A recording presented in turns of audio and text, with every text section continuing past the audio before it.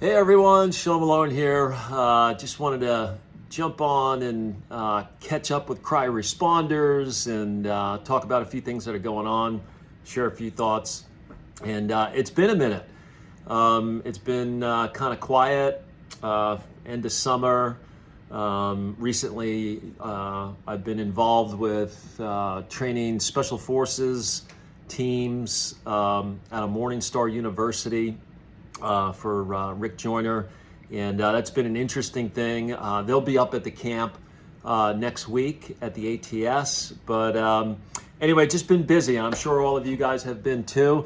We actually had to have we had the opportunity to have a Cry barbecue for local responders in the Charlotte area, which is about 3.5 hours from the Cry base where I am right now. So where I live down in Charlotte, just sent an email out. We had a Labor Day barbecue. We had, I don't know, about 50 people come. And it was just a great day. We had a pool party, and it was great to connect with people in the region. And that's actually something I want to throw out to you guys, because recently, when I was thinking about this, actually when I was putting together the barbecue, I said, there's probably a lot of Cry responders out there who would love to do this and to gather people in their own community. And so I want you guys to kind of keep a heads up.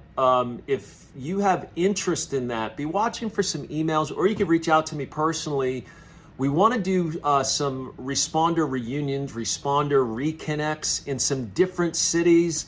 I'd like to come out there, be a part of that, and just connect with our responders out there. The Lord's been speaking to us about some things, and I think that you guys would be interested. But more than anything, we just love to reconnect with our Cry family out there. And we know that you guys can't always make it here to the Cry base. It's not an easy place to get to. And so anyway, that's that. But there's been a lot going on. Obviously, we just had our first major hurricane of the year, thank God. It really, for the most part, stayed offshore. It hit Puerto Rico and the DR, dumped about 30 inches of rain. Interesting enough, it was on the anniversary of the 1989 Hurricane Hugo. That was pretty devastating down there. But nonetheless, Category 4 hurricane went off the coast. A lot of dry air right now. A lot of wind shear, and it kept it off the mainland USA. We're just fortunate, God's grace. Thank God, we didn't have to respond to that. Now, granted, Puerto Rico got hit pretty hard, and power outages, and you're talking about systemic poverty, and you're talking about, long-standing issues from Hurricane Maria, which we responded to for quite some time. I think we might have been down there for about 6 months, maybe a year. I can't remember. Sorry, but as of right now, we haven't heard the Lord tell us, hey, respond to Puerto Rico, respond to Dominican Republic. It's just, obviously when these things happen, our heart is to help people when these things go, but we're not a humanitarian organization. And actually, we're not really even crisis response. We respond to the Lord, and we do what he tells us to do, and we go where he tells us to go, whether we want to go or not. And so, we're really out of the equation in this. We just want to respond to the Lord. And so, there's been some pretty big earthquakes as well recently. 7.6 in Mexico. I think it was off of Oaxaca, maybe it was. I can't remember again. But and then also we have an invest that's likely to turn into a tropical storm and maybe even form into a hurricane that's down in the Caribbean as well. So we're keeping our eyes on that and keeping our ear to the ground and just waiting for the Lord to speak to us. But nevertheless, just as Fiona was coming through, I just think it's important, guys. We need to live ready, stay ready. Most of us are probably in still some sense of crisis fatigue for all of the craziness that we've experienced since really 2000. We're in a new time, we're in a new day, but we need to live ready, stay ready. And but it was really interesting. I heard a message the other day, and if I remember, I'm going to post the link to this message in the description below, down or in this email or in the post, whatever this ends up being. But Mike Bickle had an incredible message on the convincing power of heroic love. And he was talking about what it looks like, and when we respond to crisis, when we get that call in that moment from the Lord, that will and that desire to help people when they're really hurting, and usually that's in the midst of sudden crisis or disaster. That's what we do. It's like calling forth the hero in us, but it's a demonstration of God's love. We are, in a sense, incarnating Jesus to people who may not see him or experience him any other way. I can tell you of hundreds of times in hundreds of places where people would be like, wait a minute, you guys spent your own money and took time off from work and from your families to come help me? John 13:34 says this, a new commandment I give you, love one another as I have loved you. So you also must love one another. By this, everyone will know that you are my disciples if you love one another. And then it goes on to say, Lord, where are you going? Jesus asked, where I'm going, you cannot follow me, but you will follow later. And he was obviously talking about him. Jesus was talking about himself going to the cross, and you can't follow me. And Jesus was about to go away, and things were about to be disrupted. What they knew for the prior 3.5 years, everything was about to change, and the Lord wasn't going to be with them. And it was a moment of uncertainty and a time of transition. And guys, it's just as important in the day-to-day and in the waiting, and I'm going to talk about waiting on the Lord in a moment, but that we still love one another, that we still, our neighbor next door who maybe can't put food on their table, or the group of people down the street who, may not be as fortunate as you, or, the neighbor who may have recently lost a loved one, or is just, going through something. Guys, there's opportunities every day to rise up in heroic love. On the checkout line at the grocery store, I guarantee you somebody in that line needs to hear some hope and needs to hear about the love of Jesus. So I just want to encourage you guys that we're responders, and we respond in heroic love when those moments call for it. And you guys are my absolute heroes. All of you out there, 15,000 Cry responders we have trained over the last 15 years. It's incredible. You guys are the most incredible people, but we have to also make sure that we're responding in heroic love each and every day, and loving the unlovable, and rising up to the occasion even when it seems monotone, or even when it seems like it's insignificant. So they'll know us by our love. But you should go and watch Mike Bickle's message. Mike is a hero of mine. He's amazing. Obviously Cry was birthed in the context of night and day prayer and intercession. 3.5 years we incubated Cry there. And Laura and I lived on and off in the IHOP community for about 10 years. And so, but anyway, this scripture, again, John 13, where Jesus is about to depart, and there's a moment of uncertainty. I would think that many of us are resonating with that time of uncertainty. We're really not sure, what the economy is going to do. We're really not sure, what's going to happen politically. We're really uncertain in terms of, when the other shoe is going to drop. I mean, you can go on and on and on about the things that are out there.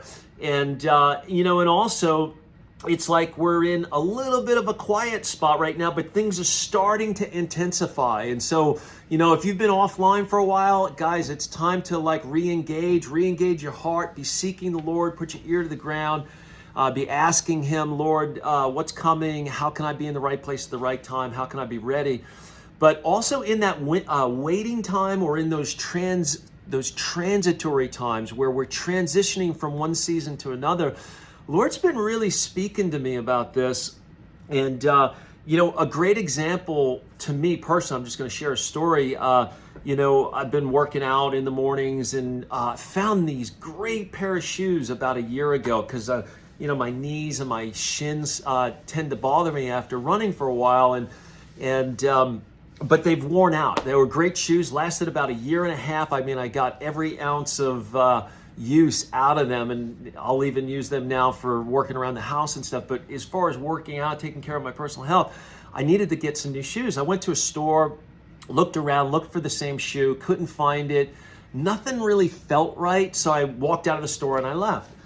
Well, I ended up coming back probably about 3-4 weeks later, just kind of putting it off. I didn't really want to spend the money, and it just didn't feel right. And so anyway, it was back in the store. I'm like, I have to buy a pair of shoes. My knees are starting to bother me again. The treads are worn out on the bottoms of them. And I was looking, tried on a couple pairs of shoes. Somebody even gave me the wrong pair of shoes, and nothing felt right. Nothing, just like, yeah, they could work, but it wasn't right, you know? And I thought for a minute, I'm like, wait a minute, when I first put on those shoes, when I bought them the first time, and I actually told the shoe guy this, I said, they just don't have that wow, and like, wow, I'm not even taking these off my feet. Can I wear them out of the store, Mom? You guys probably remember that when you were kids.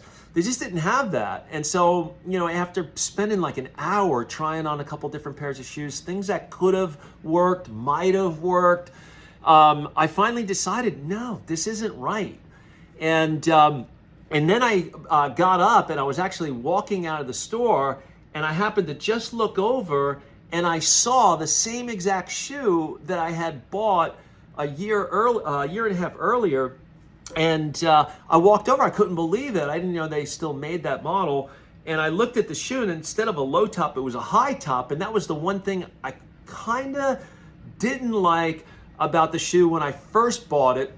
They were great, but there was just a little bit of an uncomfortable level with the lip of it. Anyway, this shoe was even better than the first one. And the first ones were like, wow, these things are the best things I've ever put on my feet. And so, in that moment, it was just like a lesson to me, like, look, if the shoe doesn't really fit, don't wear it. Don't settle for less than what God has for you. And, many times the Lord has given me new shoes over the years. Like, I'm telling you, like, shoes have appeared on my doorstep, or somebody has come and gifted me a set of shoes. And many times it's been new assignments, like right at that time of transition. And so I just feel like there was life on this, and there was something to this in regards to you guys, in regards to Cry in this season. Like we're watching Fiona, and we could respond. There's need there. We don't really feel the heat on this right now. We're not feeling the call of the Lord to go. We probably could go, but the shoe really doesn't fit, for right now. So we're not going to take it. That may change tomorrow, and the Lord says, no, go. Somebody might have a dream or confirmations. There's different ways that the Lord confirms that through our teams, and we just all kind of know that it's time to go, but we're not feeling that. So we're going to stand down. I encourage you, as opportunities come up, maybe you're in a transition right now. If the shoe doesn't fit, don't wear it. Don't settle for less. Don't settle for a lesser assignment than what the Lord has. And I know sometimes, like in the waiting, especially as responders, we see stuff like, yeah, you could probably, there's other organizations out there responding and probably other opportunities, but sometimes compassion and adrenaline can get the best of us, and we can settle for less than what God has for us. So you guys get the point there. I'll leave you with that. But I was also looking in terms of waiting on the Lord. Psalm 27 is a great passage about David, and David was really going through some things, and I'm just going to read a couple of passages, but the Lord is my light, my salvation. Whom shall I fear? The Lord is my strength and my life. Whom shall I be afraid? The wicked come against me to eat up my flesh, my enemies and foes, they stumbled and fell. And verse 3, it says this, though an army may encamp against me, my heart shall not fear. He was encouraging himself and strengthening himself in the Lord. But he had some issues going on. People were out to kill him. It wasn't looking good. The situation around him wasn't very favorable. But in the waiting, guys, I want to encourage you, very important, waiting isn't just like a quiet waiting. Waiting isn't like, sometimes it could feel like that when we're waiting for assignments, when we're waiting for a transition to fully transpire. Waiting is an active anticipation of God to move on your behalf, because he loves you, because you're a son, because you're a daughter, because the favor of God rests upon your life. And oftentimes in those waiting periods, it's easy for us to get up in here and we think, are we disqualified? Did we do something wrong? Does he love me? He loves me not. He loves me. He loves me not. We get into all of that wishy-washy nonsense. And it's really powerful when we believe that God's got something for us, when he's got something good for us, that he's actually quietly working on our behalf behind the scenes. I got goosebumps right now just even saying this. He's quietly working on your behalf behind the scenes right now. He's working to work things out in your favor. All things work together for the good for those who love him and walk according to his ways. And I'm sure that's all of you guys that are watching. And so, look, if you blew it, if you did make a mistake, repent, hit delete, get over it, get back up, keep moving. He loves you. You're not disqualified. He's got the right set of shoes for you. He's got the right assignment for you. He's got the right fit for you at the right price in this season. I'm telling you, guys, don't settle for less. It's interesting, the scripture then goes on to say, as David's surrounded by all of these enemies, he's encouraging himself, I'm not going to fear, I'm going to stand, the Lord's going to come through. And then it goes on to say, one thing I've desired of the Lord that I will seek, that I may dwell in the house of the Lord all the days of my life, to behold his beauty, to inquire in his temple. You guys get it. For in the time of trouble, he shall hide me in his pavilion, in the secret places of his tabernacle. He shall hide me, he shall set me high upon the rock. And then verse 6, and now my head shall be lifted up above my enemies all around me. Guys, whatever enemy you might be facing, whatever uncertainty you might be facing, just encourage yourself in the Lord.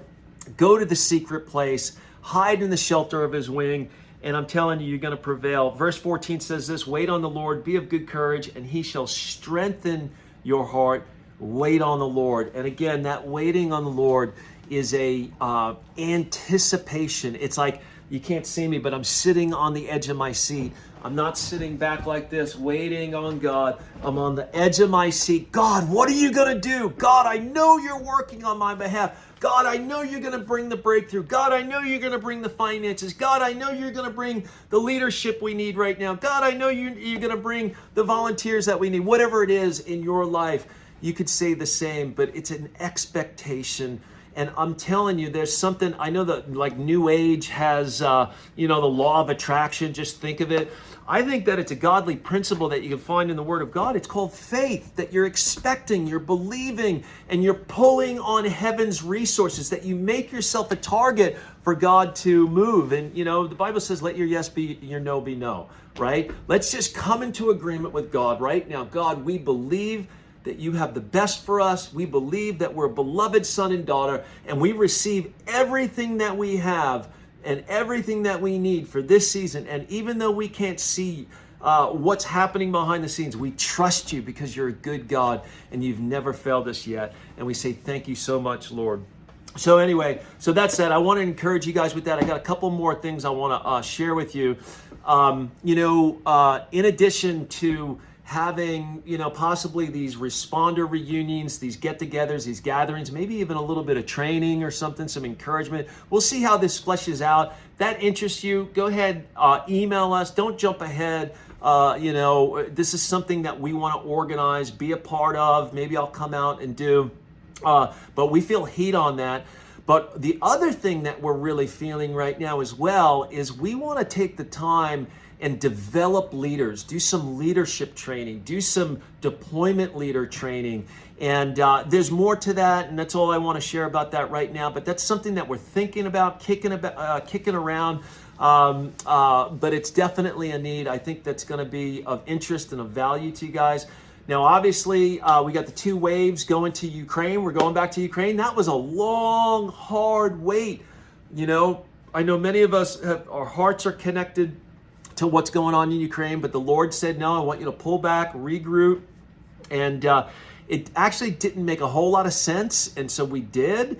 And then, we tried to make the trip happen several times to go back, and it never worked out. It just didn't come together. We didn't have the leaders. We didn't have this. We didn't have that. And then finally, like in a day, it was like boom, boom, boom, boom, boom. It all came together. So we're going back, wave 13 and 14. We're going back to rebuild houses, these temporary shelters. That's going to be in partnership with YWAM in Kyiv. And that's October 3rd through the 17th. I think that trip may be filled up. Maybe there's a slot or two. You can inquire to deployment@cryat.com. And then wave 14, October 16th through the 30th. Right now, those are the two trips that we have planned. We will see how you guys respond. If we don't have the people that want to go back, and if these trips don't fill up, then we're not going to add another wave. But it's something that we want to continue to do. Obviously, we're raising funds. These houses are $6,500 a piece. We're going to do 7 houses per wave. We'd love to raise a bunch of money, and we'd love to get a bunch of responders who can go, and we can keep doing this. And so, and then as we're on the ground, we'll be looking for other opportunities as well in terms of other things that we could be doing in this phase of the crisis. So any one of you, you can go over, you can help out. Obviously, you have construction experience. That's awesome. But there's also places for people to serve on those teams and with those projects that don't have that experience, just as a laborer, as a helper. So that's that. Next week, actually, I'm going to Pennsylvania tonight. Going to be speaking at Randy Clark's Supernatural Ministry School tomorrow in Mechanicsburg, Pennsylvania. I've been doing that twice a year for the last 2 or 3 years now. Really excited about going up there. Coming back to the base, and then next week, Wednesday, ATS begins. And guys, this ATS, it's we've never done anything like this before. The intensity of this event, the content of this event, and I'm sure that you guys believe and understand that the day and the age that we live in, it's different. I'm telling you, when we crossed the line of 2000, it was like I woke up January 1st and I'm like, everything is different. We are in a different age, and the way we train people needs to change as well. And so having said that,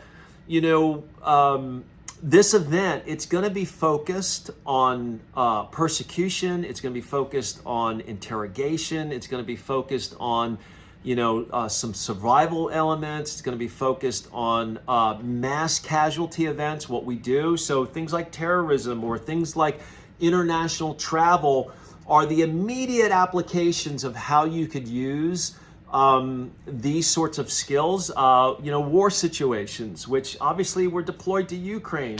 Oh my goodness, all of these skills are very helpful. What happens if you get captured by the Russians? These skills are very, very helpful. Back in northern Iraq, we were there for 2.5 years. We were doing interrogation training and training along these lines back then for 3 years leading up to our deployment in northern Iraq. It was the wisdom of the Lord. And we feel like we're in that same moment right now where the Lord indicated to us that you got to take your training to another level. You got to train people differently. You got to train them for the real-time threats and situations that we might be facing in the next 2, 3 years, 4, 5 years. Who knows?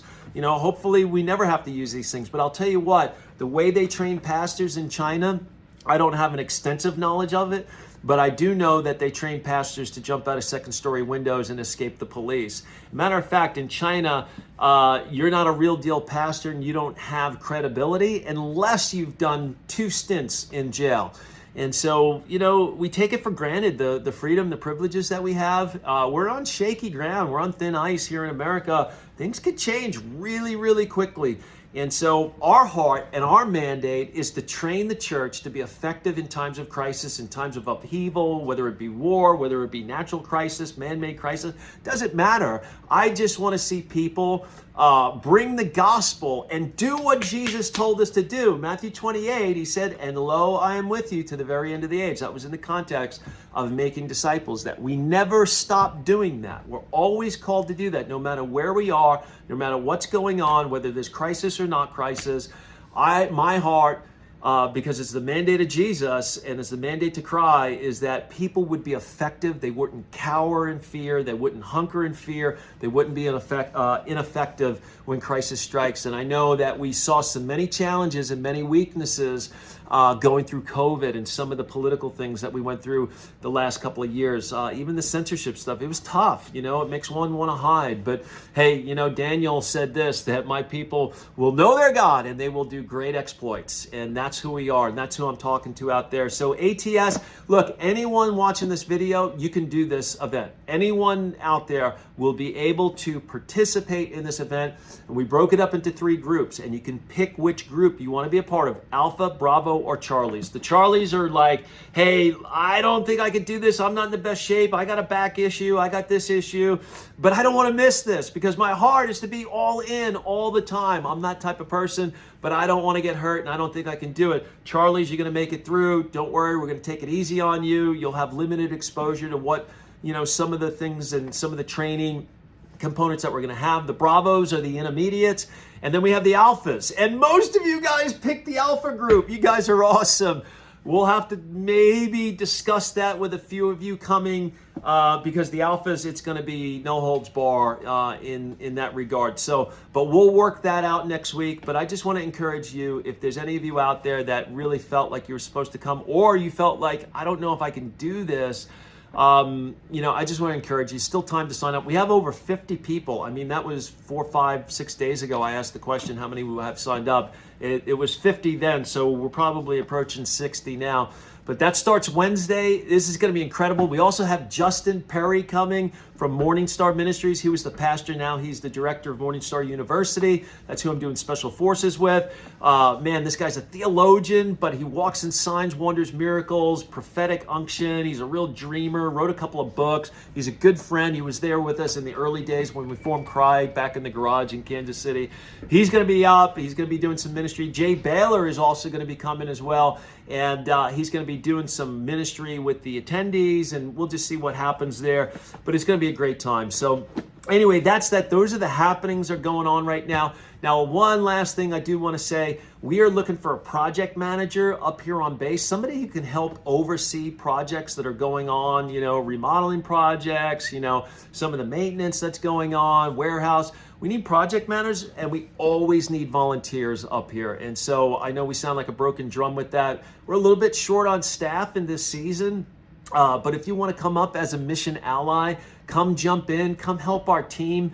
Man, that would be so greatly appreciated. It's a great way to serve when there's nothing going on. And even during a deployment, there's always stuff to do during a deployment in terms of loading trucks, getting things ready, helping out in the kitchen. There's always something to do. Great place to serve. Anyway, God bless you guys. I just wanted to jump on here. I always think I'm going to make a 5-minute video, and we're up to about 27 minutes already. But I love you guys. Miss you. Hope to see you during ATS. Maybe we're going to see you out on deployment here pretty soon. We're coming into the height of hurricane season. Very exciting news too. Might have said this to you guys.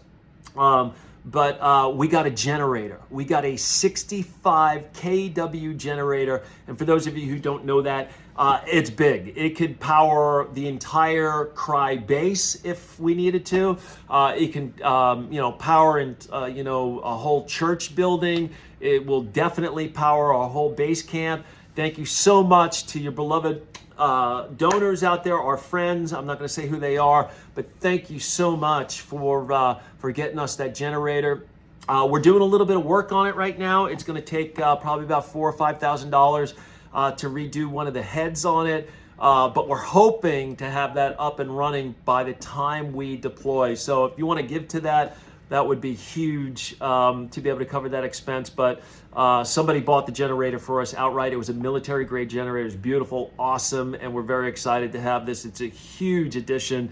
And be praying for us as well. We need more trucks and vehicles to pull equipment. And so we're praying about that. We need another 15-passenger van, and we need another truck to be able to move equipment and gear. And obviously, whenever a deployment pops up, if you're in the region and you want to be a driver, if you have a vehicle to pull a trailer, that's awesome. Or if you just want to fly up to the base and say, hey, I'll help take some of the equipment out, we have more equipment than we have transportation to for right now. But hey, you know what? God's the miracle God. He provides. We've seen him do awesome and mighty things in the past, and we'll just trust him for that. So anyway, God bless you guys. Hope to see you soon, and have a great weekend. See you later.